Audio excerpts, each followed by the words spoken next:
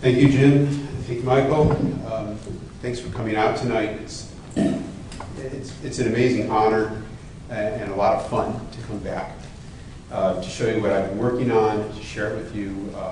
I'm really delighted to have this honor from the lead lecture. It means a lot, and I appreciate people coming to see what I've been up to. It's started with Jim and ecology and demography, and then taking each of those pieces, as my friend Daniel Promislo said, going down this slippery slope of molecular biology. But all along, I've been trying to keep the big picture and hold the insect biology and the concepts together. And what I'm going to tell you about today are, if we can see this okay, are these models of aging research that have become prominent in recent years. Actually, it's really got going at the genetic level in the early 90s, about when I was doing my PhD. And one of the common themes that they found in them is regulation by insulin signaling has effects on aging. But the part of this that attracted me to that, we didn't really understand those details at the time, was a common pattern of torpor, or diapause, or in the case of C. elegans, Dauer. And the notion that I'm going to be trying to emphasize over and over again is that there's longevity assurance, which is a process that can slow the aging process, and that there's plasticity for this, like there's for a lot of phenotypes, developmental or behavioral phenotypes. And what we're finding is that this plasticity is regulated by insulin signaling, but also by other hormones that insects have, and that we think might be common, again, with mammals. So the story about this, then, is to try to focus on this plasticity of Dauer, diapause, or torpor, and then finally relate this back to mammals, and particularly humans, where I'll talk about at the very end. It's like, well, how does this work? Because humans don't have diapause or hibernation, unlike, let's say, mice.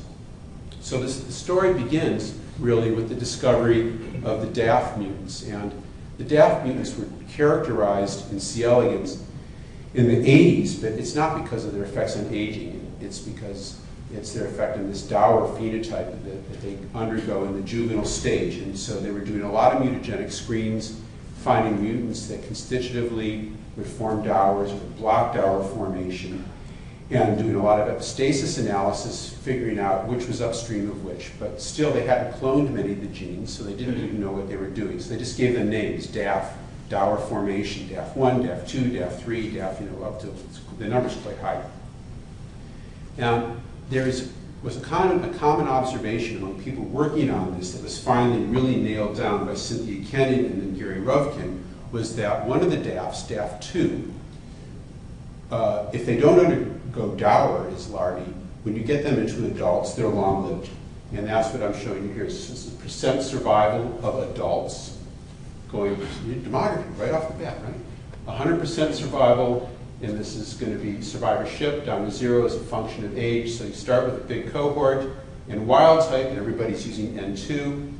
This is their survival pattern, and this mutant here, this is one particular allele that's commonly used in the field, is considerably longer lived.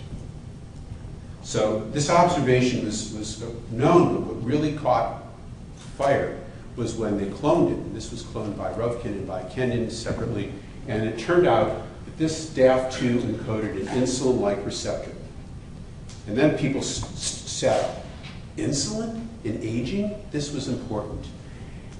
So that's the theme here. Well, I'll call this insulin, but it's also IGF, or IGF receptor, because flies and worms just have a single receptor. Unlike mammals, we have a separate IGF receptor and a separate insulin receptor. So I'll call it insulin IGF, or I might just slip into calling it insulin. But keep in mind, we can't make this distinction really in these invertebrates because it has both kinds of functions. And from the epistasis analysis of Dauer as well, they could identify other genes in the signaling pathway, including the transcription factor DAF16, which we now know is a FOXO homolog. It will play an important role in what I'm going to tell you about in Drosophila in a few minutes. And then intermediate stages, actually age 1 was the first longevity gene that was discovered. This is, I think it's AKT. No, this is PI3 kinase, and this is AKT. So there's the insulin signaling pathway, DAF2, when its mutant extends lifespan, this requires DAF16, the transcription factor. There's intermediate stages that are involved. But at the same time, also with Dauer, it was recognized that there's hormonal pathways, steroid hormone pathways, that are controlling Dauer. And these also have effects on aging. And if they're mutant, you get long-lived worms. So it's a little more complicated than how it worked. And they didn't know what the hormones were. So they had this nuclear hormone receptor, DAF12 in particular. Here's a biosynthetic pathway that's P450, I believe. And it was only very recently that Adam and Teddy identified the hormone that's regulating this. They call it dafechronic acid, and it's actually, it looks a lot like bile acid in mammals. So there's two pathways here. There's an insulin pathway and a steroid and related pathway that are regulating aging in C. elegans. Well, those are details that fell out, but what was happening in my own work was I worked with Jim, I was working with Callicebrucus, I messed around with butterflies, grasshoppers, all kinds of stuff. And one of the things I was interested in butterflies was diapause. And this is Batisphilinae, the over-summering diapause. So being aware of this diapause phenotype, it occurred to me that Dauer was a lot like insect diapause. And then when I became interested in Drosophila, I just asked, well, don't they diapause, and how do they overwinter? And people really don't know. I mean, it's still kind of debatable, but I would say we do know for now, for sure, that what Drosophilids do is they overwinter as adults in a reproductive diapause state. So that's what I'm showing you here. And the question I asked was, okay, if this is associated with longevity assurance in C. elegans when they're mutants, is reproductive diapause sufficient to confer longevity assurance in Drosophila, and perhaps in many other insects? So the first kinds of questions I asked when I set up my lab at Brown was to try to ask, does reproductive diapause in Drosophila confer longevity assurance? If it does it work through insulin signaling? And are there other hormones that are involved? And the one that I was particularly interested in was not steroid hormones, but juvenile hormone, because it's known that juvenile hormone regulates diapause states in a lot of insects. So this seemed to be an important place for me to look, and I'll be talking about work with that in a minute. So the first kinds of experiments we did was just to simply induce reproductive diapause in adult Drosophila and see if this slowed aging. And we did this with melanogaster. We had to mess around with photoperiod and temperature.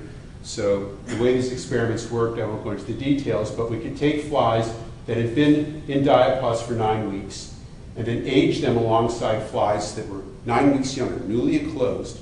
And now I'm showing you the mortality rate, not the survivorship. So this is the death rate. And you can't tell these apart. So even though these are 9 weeks old, after you take them out of diapause, they behave as if they hadn't aged at all. So that said, yeah, this stops aging, it slows it.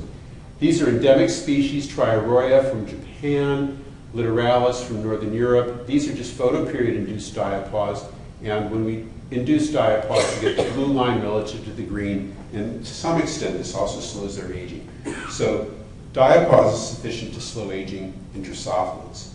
The other part of this, as I said, is a reproductive diapause, and this is where I saw this one paper, I'll show you on the left here, and I looked at this and I almost fell out of my chair.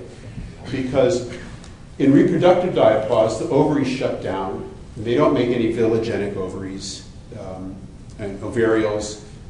They stop germline proliferation, and the ovaries are just these tight little grape clusters, and this juvenile hormone regulated. Well, there was a paper from 1996 that had described the first insulin mutants in Drosophila. And I was looking at this, and here's the picture of wild-type ovary, and then here's the picture of the insulin mutant. And you can't tell too well from this photograph, but these are identical. So I looked at this and I went, wow, the insulin mutants are in diapause. They have diapause like ovaries.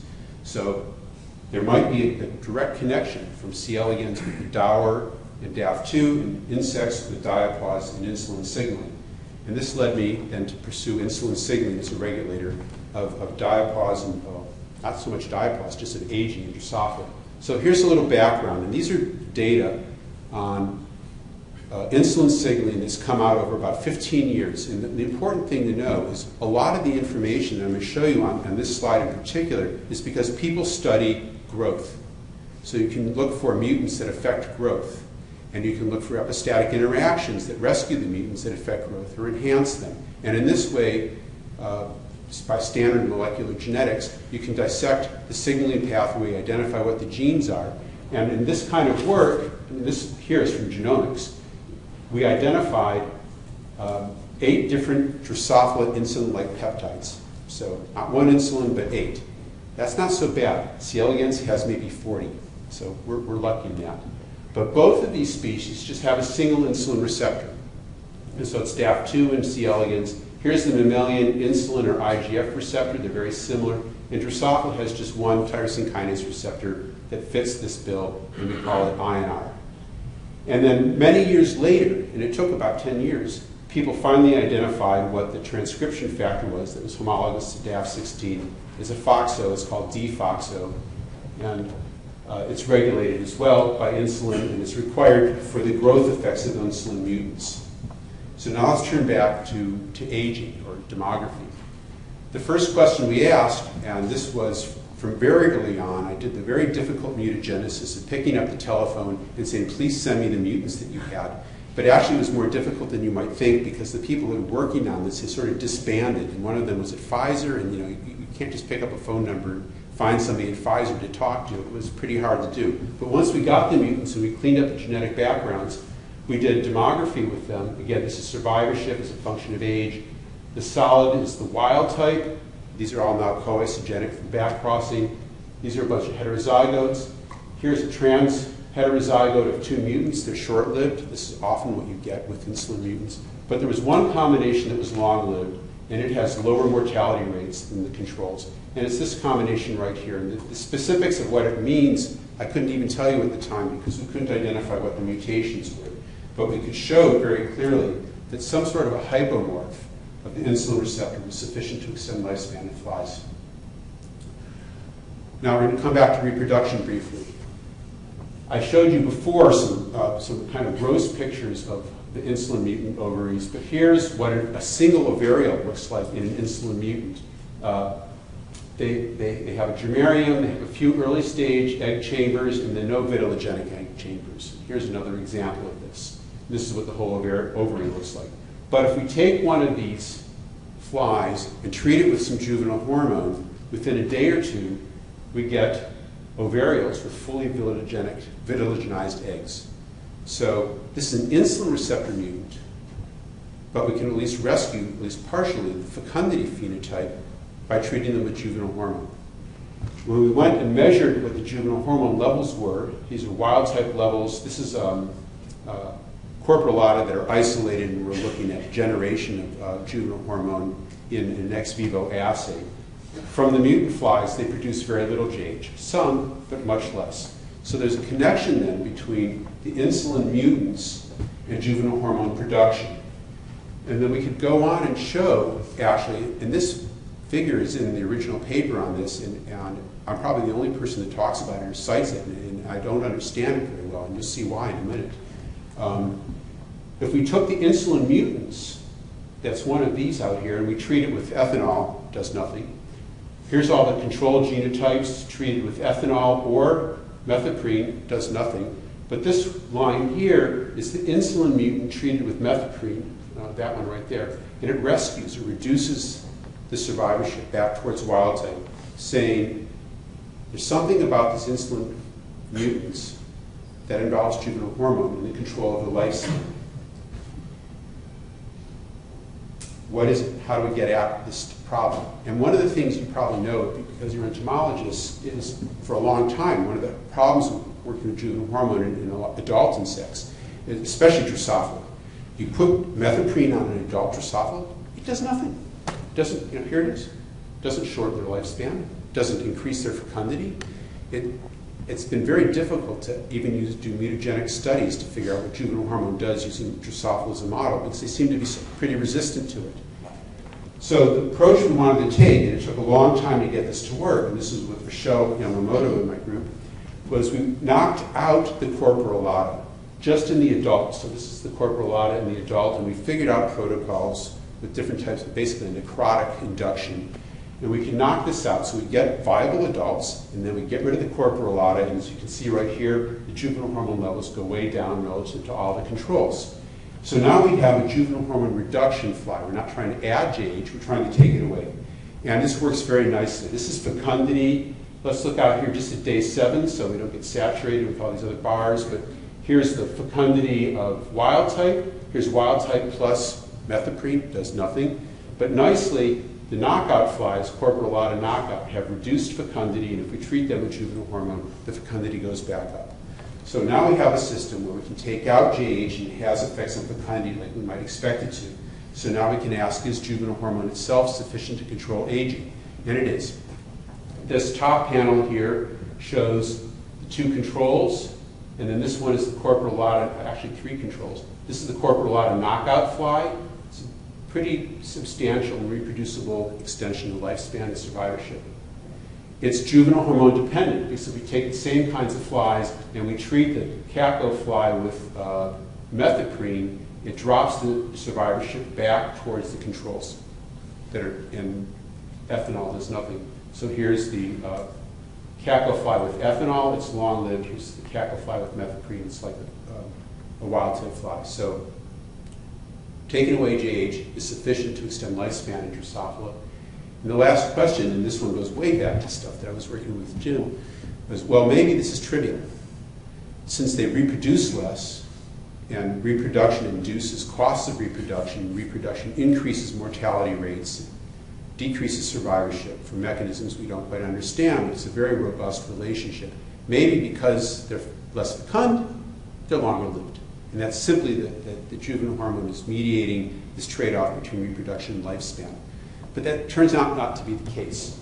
We did the same experiment here where we put the CAKO, but now in an OVO-D genetic background, which is sterile. So these flies do not produce eggs. The F1s that we're studying do not produce eggs. So there can't be any cost of reproduction because they're not making any eggs. And what you can see here is that taking away their juvenile hormone still extends their lifespan. So that tells us that JH is having an effect on aging that's working presumably directly on the somatic systems and is not being mediated, let's say, by resource allocation due to reproduction.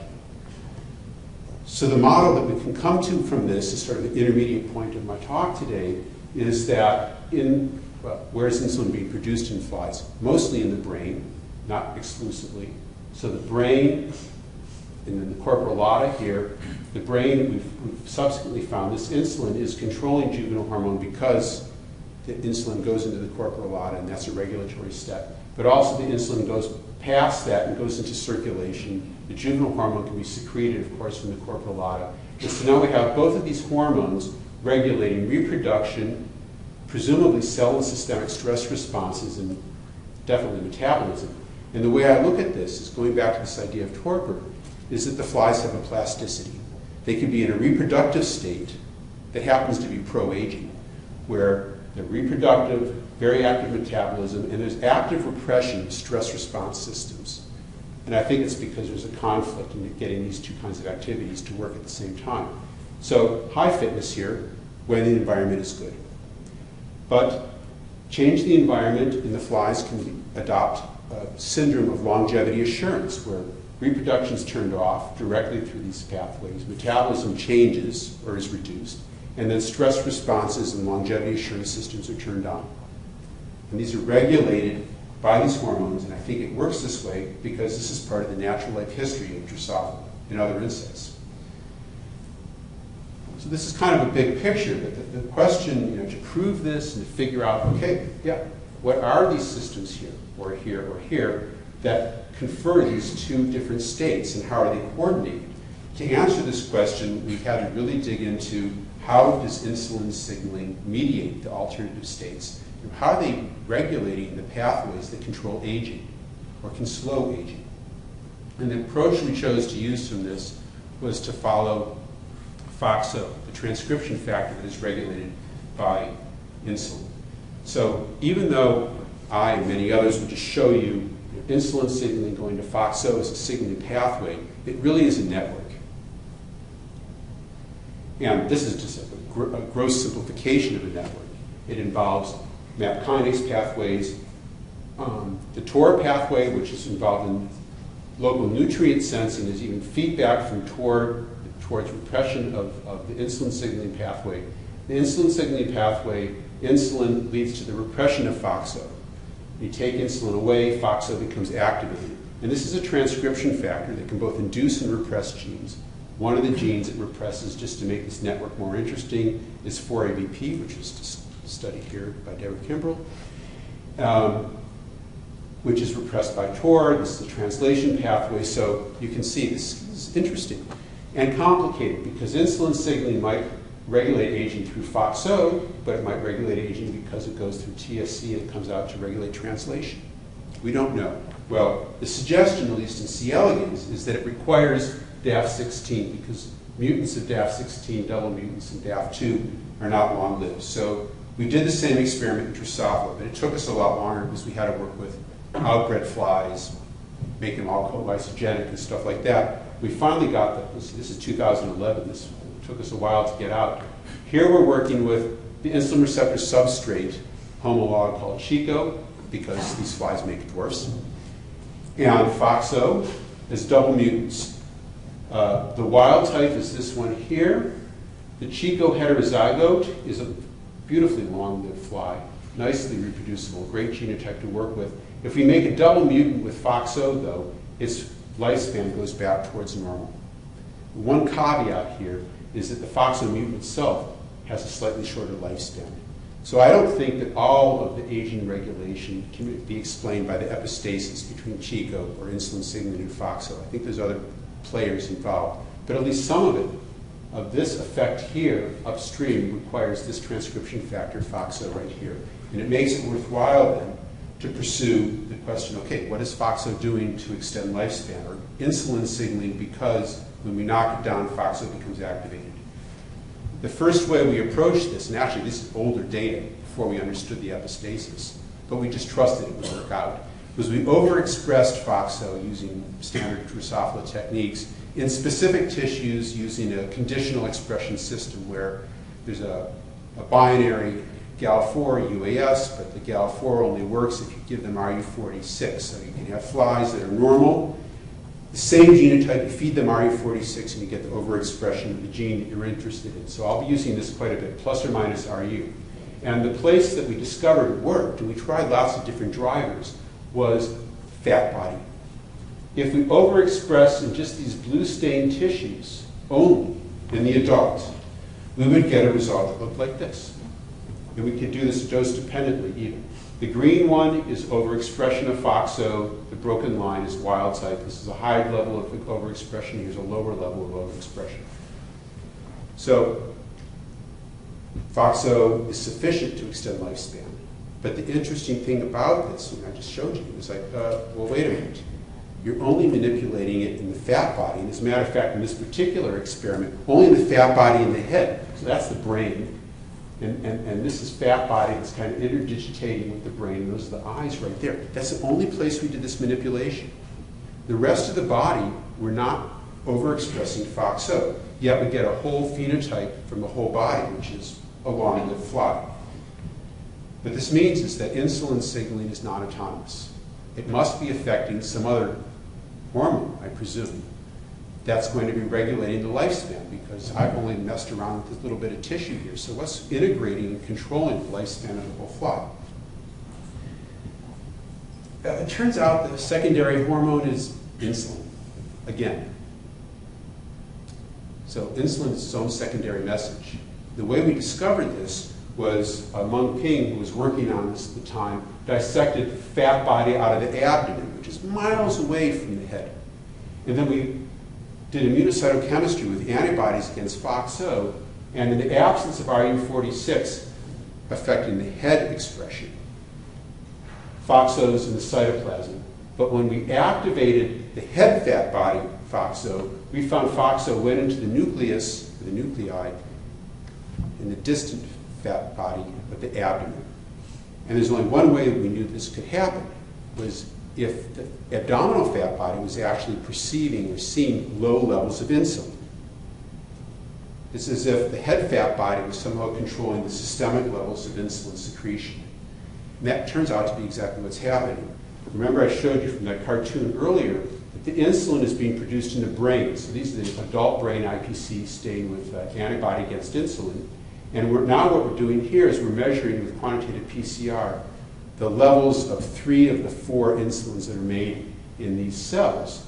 And when we induce FOXO in the head fat body, it reduces the level of DILP2, one of the insulins in the brain, just one of them. These don't get affected.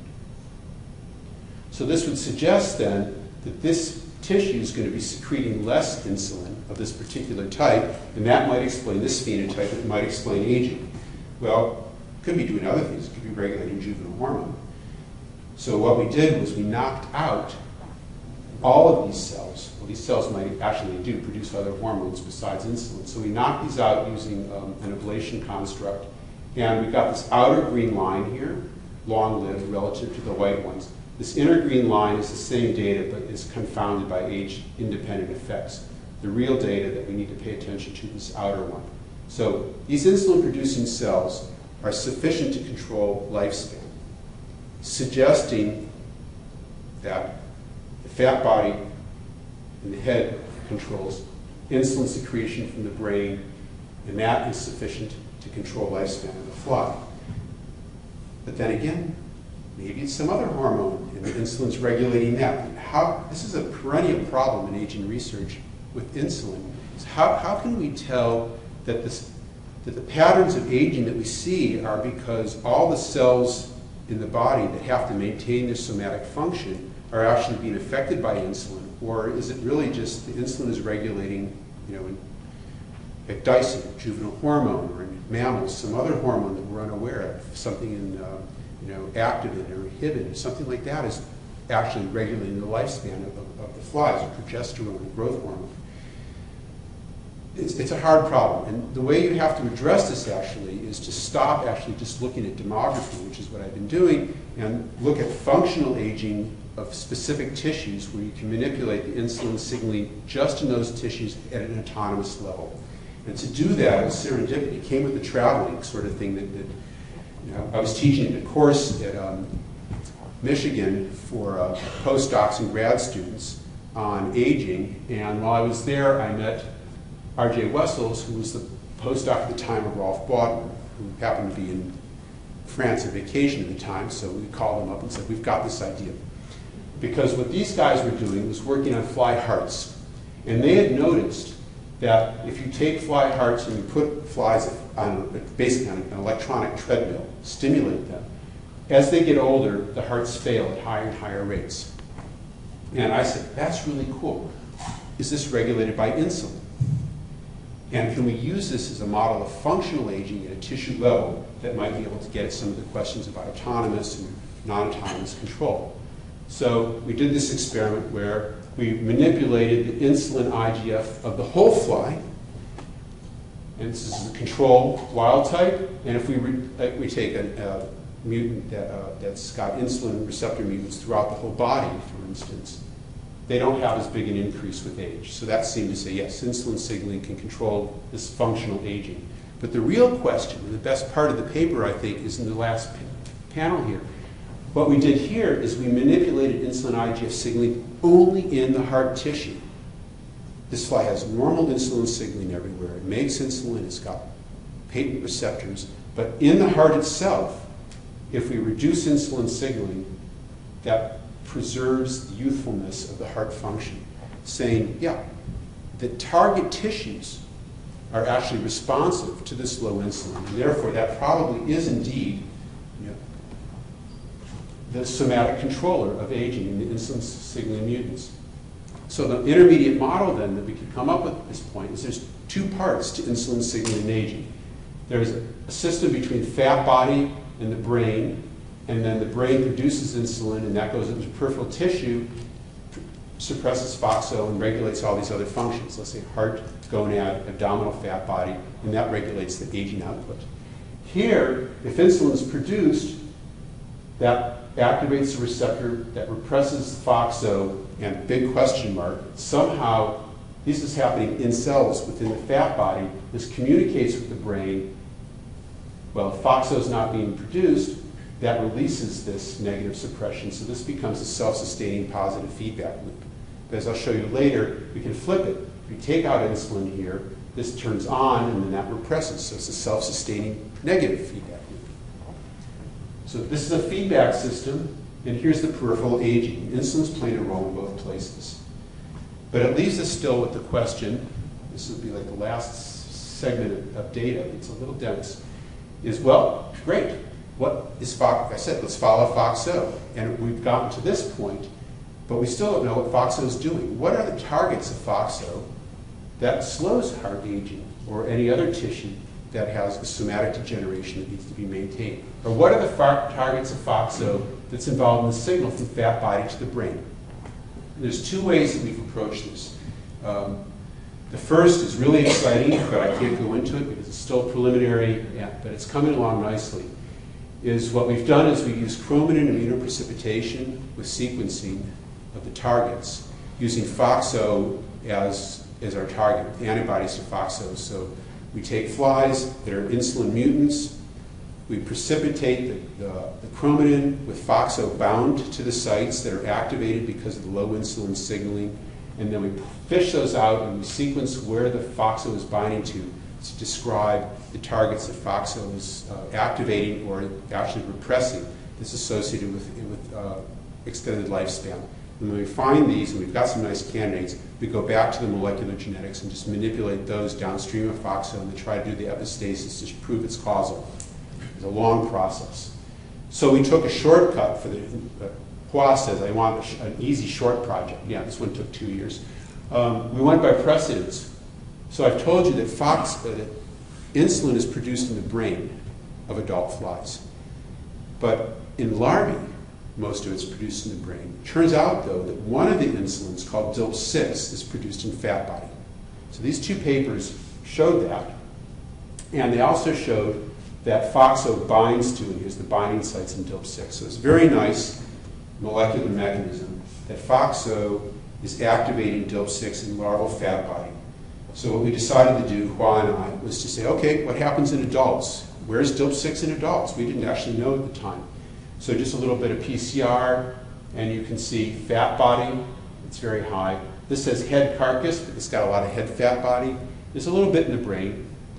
But compare this to DILP 1, 2, 3, and 5. These are all in the brain and almost no other tissue.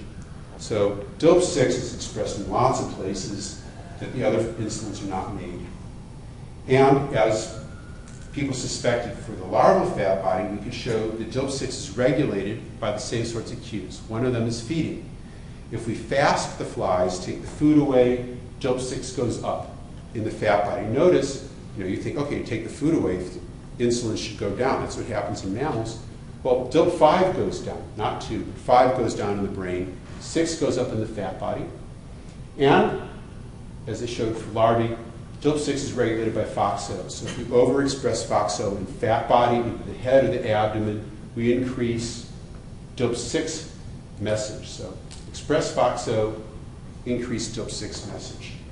This should start to sound a bit familiar. We showed you before, I showed you that if you overexpress FOXO in fat body, yeah, top panel, you extend lifespan. And now we're saying FOXO is upstream of DILP6. So we ask the question, does overexpressing DILP6 itself in fat body, this is increased insulin signal, not decreased, increased insulin, extend lifespan? And it does. That's what's happening right here. The black circles relative to the white ones. And then we could do the epistasis. This is kind of cool because now we have RNAi. So just in fat body, we can overexpress FOXO, but simultaneously, because it's a UAS construct, we can knock down DILP6 using RNAi. So drive FOXO, but knock down DILP6, and there's no difference in lifespan between the control and the manipulated genotype, showing epistatically that DILP6 is downstream of the FOXO overexpression, and that might be one more step in the pathway that's leading to longevity extension. Well, how would this work? We're almost back to like where we started from. Oh, great. So we're overexpressing FOXO in fat body. Yeah, it works through DILP6. Is this similar to what we found before with FOXO and fat body that's functioning through insulin signaling in the brain? It is. When we drive DOP6, now here I'm using head fat body because that's how this experiment happened to work out, and we now look in the abdominal fat body for ABP, which is a target of FOXO, so we're using this as a proxy for FOXO activation. It's activated, suggesting that there's low insulin signaling. If we measure the insulin signaling or the insulin message from the brain, it's reduced, DILP2 and DILP5. So that looks familiar. And then what GWAS has been able to do most recently, and this is really satisfying, is that we can now go to the level of protein. We can measure circulating insulin in the bloodstream of the hemolymph of the flies, but this is looking at the IPCs in the brain. We overexpress the abdominal fat body. It's definitely reduced DILP2, maybe 5.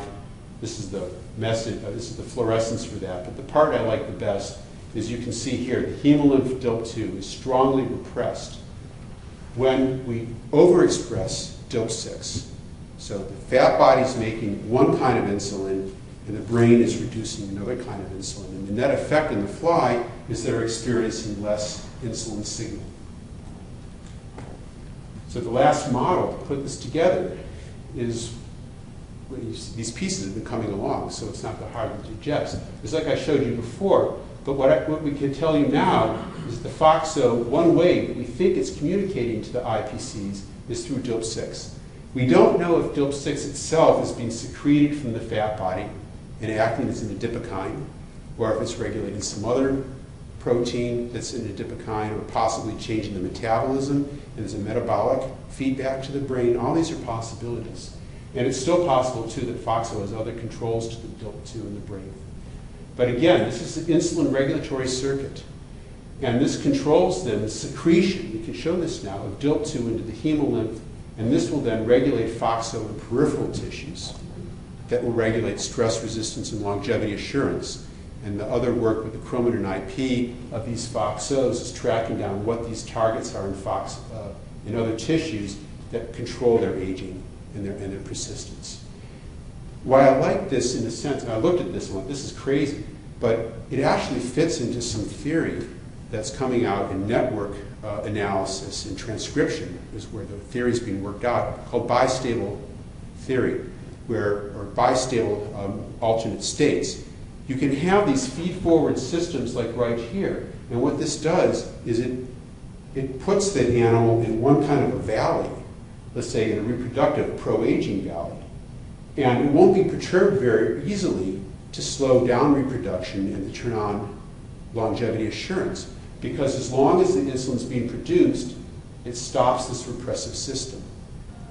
But if there's a switch that can somehow break this circuit, photoperiod, some sort of a stress, I don't know, and it stops, let's say, the insulin production here, that will weaken this signal, and then FOXO will become activated, and then that will reinforce this and turn this down. So the system can go from one stable state to another stable state, which will be longevity assurance.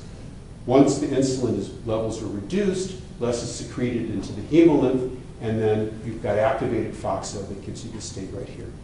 So this physiology is being integrated by insulin and insulin IGF and FOXO, and I think it's leading to these alternate torpor states, or all plasticity in life history.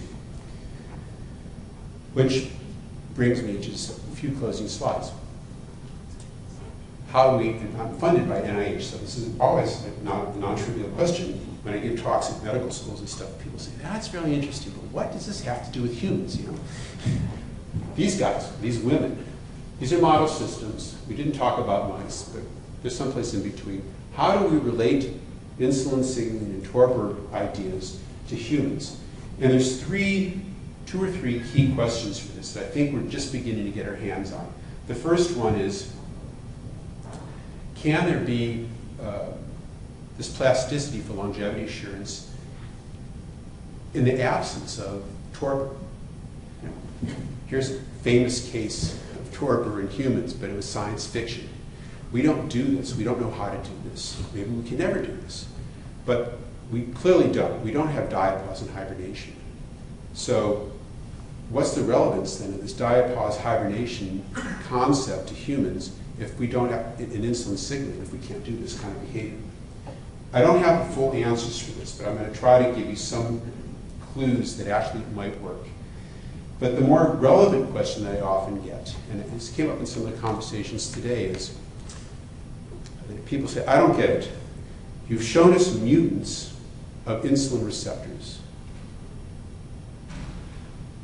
Okay, they're nulls. Well, maybe they're not nulls. They're hypermorphs.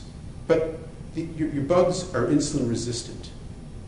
They have low insulin signaling. That's what everyone calls it, reduced insulin signaling, low insulin signaling. To me, or as a physician or clinician will say, that's insulin resistance, that's diabetes, that's disease. So how can reduced insulin signaling be beneficial, or it's the sign's opposite. How do you relate that to humans when the same kinds of conditions lead to metabolic syndrome, insulin resistance, and all the things that go with it? We don't really know the answer to this, but here's how I'm approaching it. We've been screening through a collection of non-coisogenic single nucleotide substitutions that were generated by different methods in the insulin receptor of Drosophila. And we used, because of the nature of the material, we used a quantitative genetic method called quantitative complementation testing. The bottom line in this is we were able to identify a number of new mutants that extend lifespan in Drosophila. And these are the ones in red. But these are all heteroallelic against the same combination I showed you earlier, this E19. All these other mutants make viable adults. They're either short-lived or have no effect on aging, but they're all dwarfs. All these mutants make small flies. So you can see there's specificity. Only these mutants that affect in the kinase domain extend lifespan. All these other mutants make small flies. We think that what we're finding is there's a qualitative change in the receptor that's associated with longevity. It's not just the receptor's broken or insensitive or has less signaling. The idea that I want to pursue is that it has different signaling. And what we'd like to figure out is what do these mutants do to the structure and do to the biochemistry and do to the signaling of the receptor that is qualitatively different, not just quantitatively different. And this is the last piece, and this kind of goes back to the torpor concept and the relevance to humans. People are beginning to discover, and an IGF receptor, this person is Yoshun Su at Einstein, there are polymorphisms in the IGF receptor that are enriched in centenarians. So just like I was showing you for the insulin receptor in the fly, there's specific single nucleotide substitutions that are correlated with exceptional lifespan. One of the things we'd like to do is to put these mutants from here into the fly and see if they're sufficient to extend lifespan. But the point for now is, hey, it's the same system, perhaps the same kinds of mutants. So humans do have polymorphisms and the capacity possibly for insulin signaling to regulate lifespan. We might not have torpor, we might have the same longevity assurance phenotype, but it's expressed just at a genetic level. Another place where a lot of polymorphisms are showing up and multiple repeated reports in association studies I'm quite excited about is in the FOXO. So humans with FOXO polymorphisms also can be centenarians, and this is a highly repeatable result over different populations. So translating this to humans, if I could, I'd say that slow aging occurs when there's functional changes in the insulin receptor that are qualitatively different. They're not necessarily insensitive, they're just different. And the insulin resistance paradox is because of this alternative physiology. It's not a disease physiology. And humans, I think, actually exhibit nucleotide polymorphism that's similar to what we may be able to induce by mutants in flies, could exist in natural populations as well. And we can go back and forth between the two systems by introducing those mutants into flies and seeing what they do. So the question that we're trying to pursue now, okay, after 15, 20 years of work to bring you up and where we're going in the future, is to try to ask what's the nature of the change in insulin signaling that assures longevity. We have all these different power systems, didn't talk about these is knockout mice, IGF mice, IRS mice, and polymorphisms in humans. And I'd like to know what's the conserved common mechanism among them that provides longevity assurance. This cartoon came out, was actually stimulated by the discovery by Seymour Benzer with the Methuselah. And Booth thought that was pretty funny that they were working on aging of flies. She's telling this guy who couldn't care less, right? Scientists have extended the lifespan of the fruit fly. Here's the scientists that I've worked with over the years doing that, and I'd like to thank them, and thank you for your attention.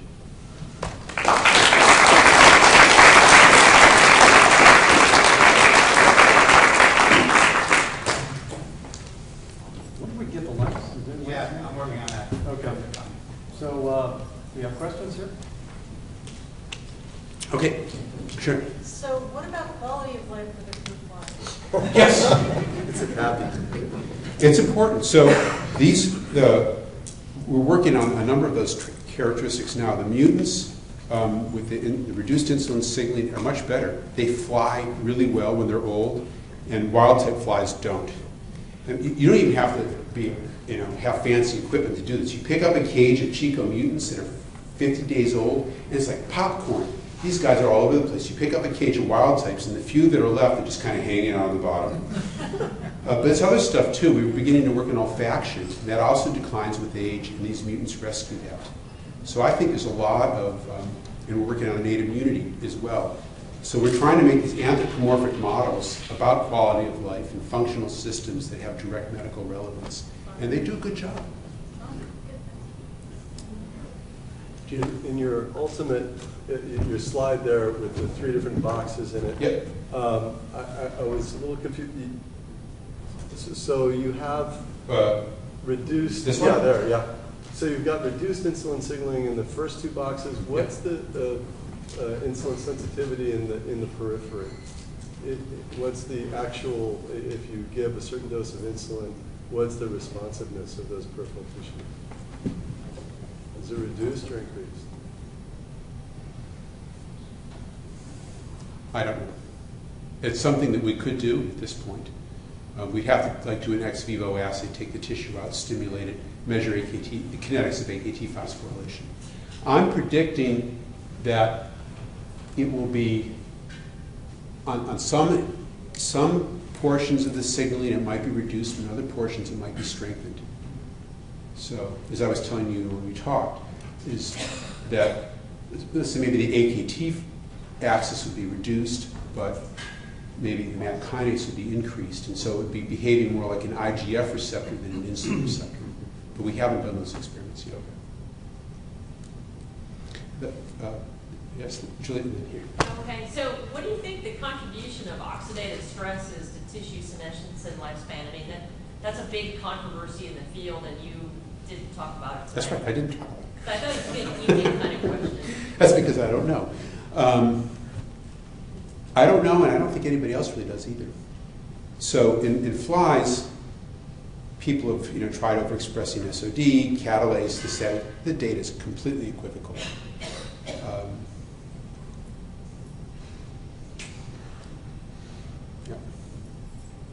I see lots of data and lots of arguments about it, and I go, yeah, it looks good, but I think it's really hard to prove that it's causal, as opposed to just an ancillary thing that's happening. Yes? Do human centenarians tend to have reduced fecundity? Like, is there anything like you just that? No, it's a mixed bag on that. I mean, Yeah. Yeah, I mean, so that they have late onset diapause or menopause. They tend to live longer. I mean, there's some evidence there. And so, in other words, they're fertile later in life. Yeah. And so, Yeah. Right. So they maintain their reproductive lifespan longer. Yeah. There's different data from different people saying their total fecundity is more or less. I think that's equivocal. Yeah. No, that's pretty big. So I have a question. Yes. So there's 300 theories of aging, literally, right? Mhm. Yeah. Okay, where does yours fit in? Is this a new one, or is this a refinement of the existing one? I didn't say anything about a theory of aging. Okay. So There's no. This is about the regulation of. Okay, so how does it fit into an existing theory of aging? I would say it's probably consistent with almost all of them because what it's, but because what it's talking about is that the theories of aging are all trying to talk about what happens at the somatic level that goes wrong. And what I'm just saying is that's plastic, and the degeneration might take place in one of 300 ways. There's repair mechanisms for each one of them, and they can be regulated. The repair mechanisms can be turned on, or the damage mechanisms can be accelerated. And I don't know what those are. I don't know if it's reactive oxygen species, if it's mitochondria, if it's DNA damage. So what I'm looking at is kind of it's overarching. But the thing that's striking is when people do mutagenic studies, this is the system that keeps worms and flies and mice. This is the system that keeps coming up as regulating the lifespan, because that's the phenotype we're looking at. So another question. So you serve on these panels, review grants right at the frontiers of aging. I mean, where is aging science? And I mean, is there some breakthrough on the horizon where, getting back to your medical colleagues and so forth, I mean, where there, in the next 20 years, is there going to be any big breakthrough that would, improve health span and lifespan as well? What do you see as the big questions there that are going to be answered? Yes. There will. I think there's going to be. I think it's going to be pharmacology. That when there are going to be drugs discovered that mimic or induce these systems without negative side effects, and we might not even know what they're doing. I mean, we'll use resveratrol as an example, where it was discovered by screening. I'll get you a second. By screening, some sort of reporter, presumably of SIR2 activation. And in a lot of well-done experiments, resveratrol is sufficient to extend lifespan. So the thought is, because it's activating SIR2. We did experiments in mutant flies without SIR2 and didn't activate it. But the point is, I think resveratrol actually does lots of things besides SIR2, and it extends lifespan. We might not know the pathway it's working through just because that's how it was found. So I think people are going to be screening drugs using proxies like this on molecular mechanisms, even because it's more efficient that way. And then we're going to find stuff that works, but we won't know how. We couldn't get resveratrol to work in our flies. But was it Sinclair? He sold his company for $720 million, so obviously he knew something we didn't. Maybe one or two more questions, and then we'll call it an evening. Yes. I'm sorry. I know this doesn't directly have anything to do with anything, but do you know what's going on with fungi? Which don't seem to synapse. No. There are people, and some of them are here, who study fungi, and there's different kinds of fungi, right? There's Saccharomyces, and then there's Palumbi, and some, but the mechanism's there, and I can't address that. Maybe one more. Anybody? Sure. Hi, Annie. I have to ask you about natural variation, of course. Yeah. So, so now that you have a pretty good idea of sort of how the circuit works, then if you go back into kind of like Paul Schmidt-Klein's of natural variation and diapause, where do you think the natural variation is? And how does that translate into longevity? Is it, am I making sense? Yep. And like actually ask the follow-up question Dauer. Well, okay, so going back to Paul Schmidt's stuff, is I think the natural variation is going to be in their sensitivity to environmental cues that induce this. So it's even upstream of insulin signaling. It's going to be in the neuronal circuits that perceive photoperiod, humidity, food quality, all this stuff that just determines if this gets switched one way or the other. And that, we know there's a lot of natural variation in the insulin receptor. And I can now, with homologous recombination, go start asking which of these are relevant. But my guess is that the variation that matters is going to be way upstream. Yeah, in the environmental cue sensitivity and the neuronal circuits that control this. And then, has anybody looked at, either in humans or in flies or anything, just looked for like sequence signatures of sweep to balancing selection or anything at any of these loci found by GWAS in humans? Or, I mean, would you have a prediction about that? Should there be balancing selection for some of these things? Because Probably. Yeah. We've looked in flies. You know, we did this with David, and Paul's done it with Annalise. And there's apparently a lot of balancing selection in the insulin receptor. cool. But one of the issues might be because it's so pleiotropic. Yeah. Okay, maybe we better wrap it up, but we have a little plaque for Oh. Mark here. He's running on fumes. We started early this morning, and So actually we have three things for Mark. The first one is we will be etching his name in a plaque that we have in the Department of Entomology in the main hallway. It'll be there forever as a Tom and Nina Lee Distinguished Alumni Speaker. The second thing, and maybe it's the most important, is actually an honorarium, and it is a $500 honorarium, so it's not insignificant. And again, that's made possible by a very generous gift from Tom and Nina Lee. And the third one, that's very nice and may actually only serve as a dust collector, but let me get it out here. An umbrella.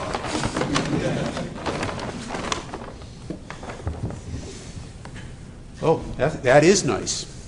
Actually, it's a very nice plaque for Mark. Thank you. That's